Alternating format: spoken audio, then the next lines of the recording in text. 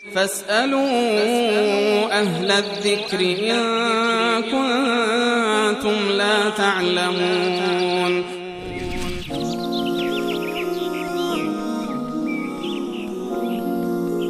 بیننده دیگه ما از اسمشان شهرام است، سلام کردن و بعد از سلام میگن حضور یافتن در مجالس مولود پیامبر صلی الله علیه و سلم که مولود خوانی میشه، البته در او شرک نباشه، از چه حکمی داره در چنین مجالس حضور یافتن؟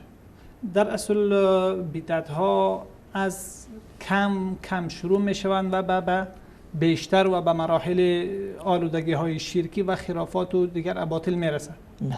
و منکرات هم از اندک شروع می شود و ادامه پیدا میکند تا اینکه ترکیبات دیگری با او یکجا شود و به موارد نامشروع دیگری برسد. و همچنین مولود در ابتدای تأسیس خود، در ابتدای تأسیسش که در قرن 6 هجری بود، در زمان پسر نورالدین زنگی در حلب اولین جریانات مولودی بود و پیش از او اسماعیلی ها و یعنی آقاخانی ها و اسماعیلی هایی که در حکومت داشتن به نام عبیدین در مصر، آنها هم برنامه های مولودی داشتن. اما بار اول در اهل سنت